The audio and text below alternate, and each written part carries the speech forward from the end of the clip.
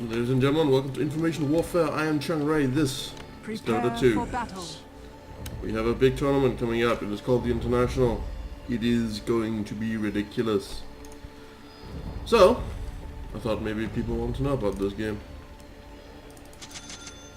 MOBAs are a bit of a funny thing, and not really something that most people are used to dealing with. A lot of people consider them very, very frightening. Very, very challenging to get into.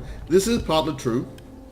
It is actually very true. 30 seconds to battle. But it is also something that needs to be dealt with. Because the basic gameplay is pretty easy once you get a hold of it. It's just the community that is god-awful. That is why, because I haven't played in like 3 months, I am playing with bots. Silly bots. Weak bots. Just to show you guys how the game runs, not to show how elite I am. The interesting thing about MOBAs, also, the interesting thing about the title MOBA is that it's a shitty-ass genre. It is the shittiest name for a genre you can ever imagine. Invisibility. But, the point is... will you shut up already? The basic thing about MOBAs is that once you've picked up the basics in one of them, you can play reasonably in all of them. Don't let anyone tell you otherwise. That is the truth. That is just how it works. You can do that. Doesn't mean you'll be perfect in any of them. Usually means you'll be quite bad in them in actuality, but you can. Look at this guy. Now the basic concept of any MOBA, or most MOBAs, lies in the 3 lanes and the Ancient. Travels slowly. Bad news has wings. The basic idea of any MOBA game is to protect your own Ancient while gathering enough power and money Path of destruction. to also destroy your enemy's Ancient. In some cases they're called Hearts or Titans, whatever. Basic goal is the same throughout all of them. Muster enough force and you win. Obviously, there's a lot of room for tactics within this, and it is one of the reasons why the game is incredibly just consumed with retardation in terms of its community, because it is an incredibly team-focused game. To a ludicrous degree, honestly. Gonna back off here. On dark wings. The original concept of MOBAs go way, way, way back, but most people will consider the first real MOBA type game to be Dota. Dota 1, to be more exact. Yes. Dota 1, otherwise known as Defense of the Ancients, was a mod, or a map, depending on what you call them, to Warcraft 3. Personally, I consider it a custom map, not a mod, but it depends. Warcraft 3 editor, much like the StarCraft 2 one, are incredible. The idea was the same as it is here. 5 heroes on each side, near infinite, or infinite effectively, numbers of creeps, consistent respawning. Whoever ends up getting enough power fights their way to the end, wins the whole thing. One-off matches, very cool. But also a very simple premise. 3 lanes, 5 heroes. Are you noticing I'm alone yet? That's one of the interesting things about this. The 3 lane setup in a lot of these maps means that 5 heroes, one is going to be on his own. Usually, that's the middle one, because both sides, both top and bottom lane, can actually protect. They can move in time, move to assist, usually in time. Whereas if bottom have to assist top, they have to move across the entire map. I bring bad news. So it became the basic standard. It is not always the standard, I should let you know.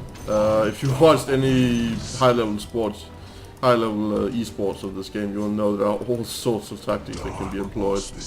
But that is the basic setup you're going to encounter. The blood sun Now, there are other ways you can play this, such as using a jungler, I will go into that in a future video.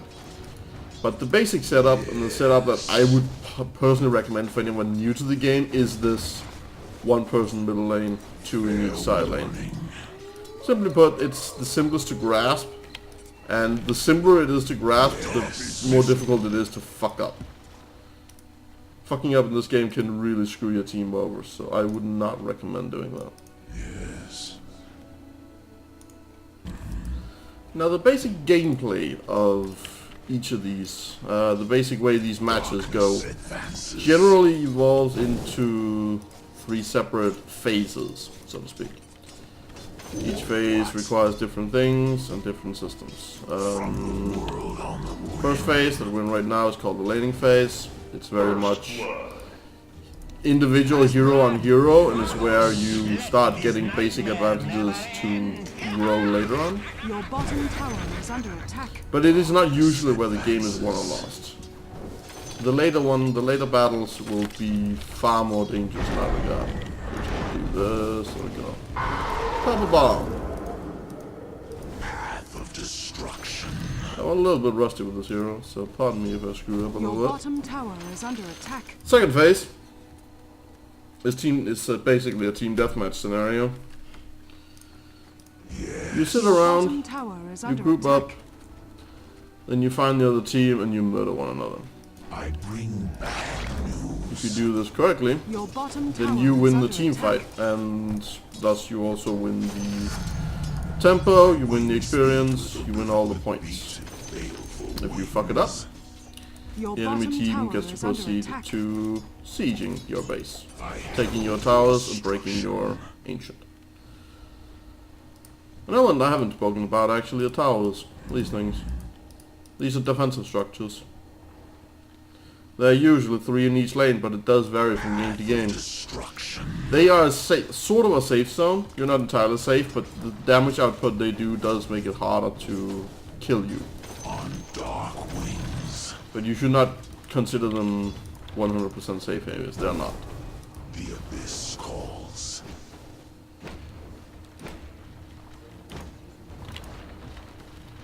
However, they do serve as gateways. Well, as long as you have one of these, you can't do anything to those. You can see there's no health bar right now because this one is here. So these serve as basically hard locked gates. You can't proceed without doing that. Steal some intelligence from him. Why wouldn't I? Portents. And I'm just gonna grab these right away. Middle is I'll missing. bring my items. The harbinger. Different games. The reason I'm not discussing this store where I'm buying items is because these vary from game to game. Smite is very much a game where items, it has a purpose, but gaining these items is comparatively simple and building them is comparatively simple. Dota is very much a complicated game in that regard. It is very much a case of Darkness advances. get the bonuses, get the items, get the right items. The blood sun rises.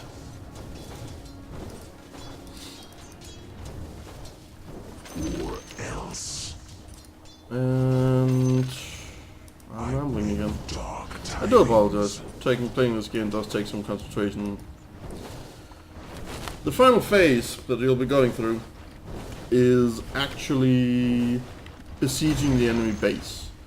And it is where, it is in my opinion where most comebacks arrive, because it is where you have the defender's advantage.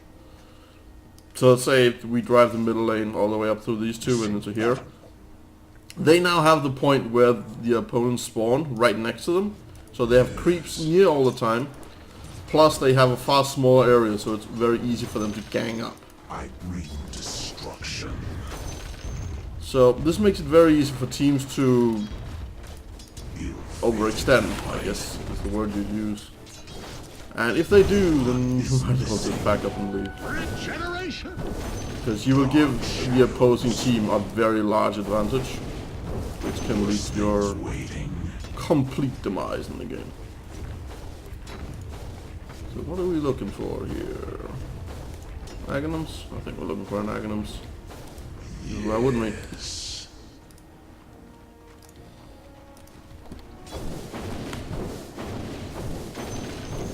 MOBAs are an interesting lot, and they have a lot of disparate elements, so this is not going to be the only video I will make on Dota 2 or MOBAs in general, simply because it is too big a subject to adequately cover in here. This is a basic overview of MOBAs, as they're called. What a shitty title, but we'll use it. Do give it a try. Even if you generally don't like competitive games, or if you're not into the whole single match thing, it can be fun. It can be good fun.